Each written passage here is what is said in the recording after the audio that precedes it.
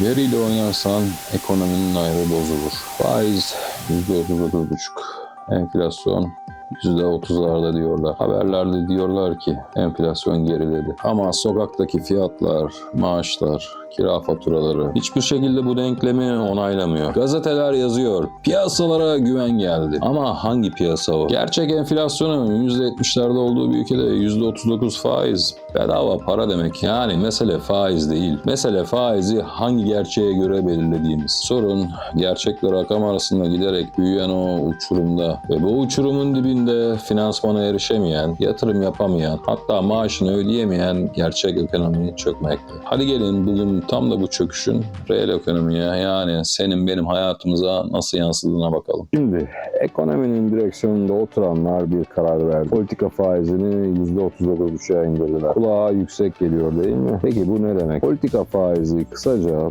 bankaların Merkez Bankası'ndan para alırken ödeyeceği faiz bedeli. Ama mesele şu, bu faiz kağıt üzerinde enflasyona göre yüksek, gerçek hayattaki enflasyona göre belki de bedava para. Bakın basitçe anlatayım. Faiz paranın fiyatıdır. Eğer senin paran her ay %10 değer kaybediyorsa %40 faiz kazanç değildir. Zararın yavaşlaması. Yani faiz yüksek demekle iş bitmiyor. Önce veri doğru mu diye sormak lazım. Son yıllarda Türkiye'de ekonomiyi yürütmenin yolu veriyle inandırıcılık kurmaktan geçiyor. Ama ortada bir sorun var. Veriye kim inanıyor? TÜİK diyor ki enflasyon %30 civarında. Sokaktaki vatandaş diyor ki benim mutfak enflasyonum %100. Bir yanda istatistikler, öbür yanda bakkal defteri, faturalar. Hangisi gerçek ekonomi, hangisi masal? Peki bu fark neden önemli? Çünkü Merkez Bankası faiz kararını o veriye göre alıyor. Yani yanlış veriyle doğru karar almak mümkün değil. Gerçek şu, eğer enflasyon gerçekten %30'larda olsaydı %39,5 faiz devasa bir soğutma olurdu. Ama piyasa öyle davranmıyor.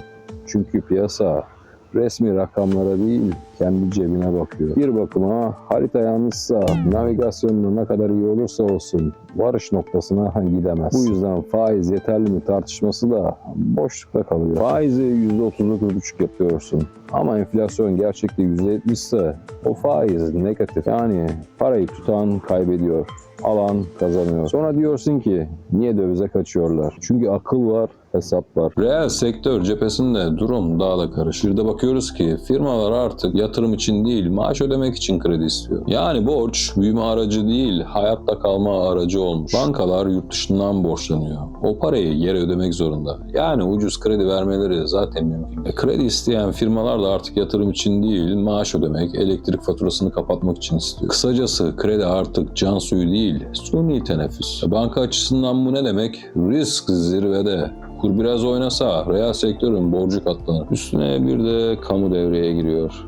Maliye Bakanı diyor ki öncelik kamu borçlanmasında. Yani aynı sınırlı sermaye havuzundan önce devlet içiyor, sonra belki sana sıra gelir. O zaman reel sektörün krediye erişimi ne oluyor?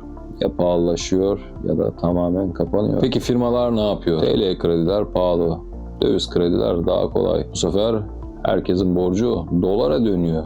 Kur bir zıplıyor, tüm bilançolar devriliyor. İşte sistemik risk dediğin şey bu. Kağıt üstünde düşük faiz, gerçekte yüksek kırılganlık. Ve işte burada başka bir sorun daha ortaya çıkıyor. Bankalar, reel sektör, yani fabrikalar, atölyeler, küçük işletmeler ucuz kredi bulamıyor. Neden? Çünkü bankaların çoğu parası yurt dışından sendikasyon kredisiyle gelmiş. Bu paraların hem maliyeti var hem de geri ödenmesi gerekiyor dövizle. Yani TL ile kredi verirlerse kur dalgalanmasında zarar ederler. Sonuç ya kredi vermezler ya da faizi tavan yaparlar. Ama kimse bu zincirin ilk halkasına bakıp sormuyor. Ya biz bu enflasyonu doğru ölçüyor muyuz? Eğer verinin yanlışsa ekonomi politikası da yanlış olur. Yanlış veriyle fiyat istikrarı sağlanamaz. Sadece istikrar illüzyonu yaratılır. Ve bu illüzyonun faturası en son yine sana, bana gelir. Gerçek enflasyonla yüzleşemeyen bir ekonomi yönetimi aslında kendi vatandaşına dürüst davranmıyor. Çünkü o veriler sadece rakam değil.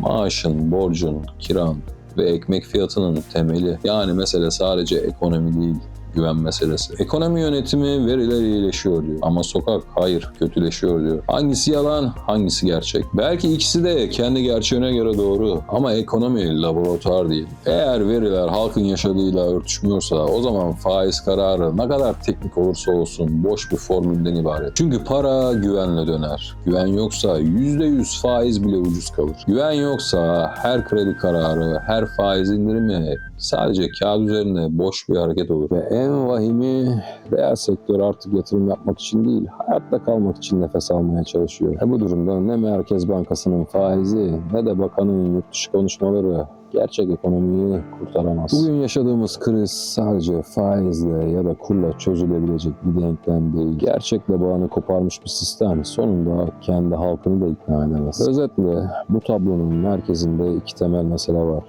Bir, veri güvenilmezliği. Gerçekleri konuşmadan doğru teşhis koyamayız. İki, yapısal çarpıklık.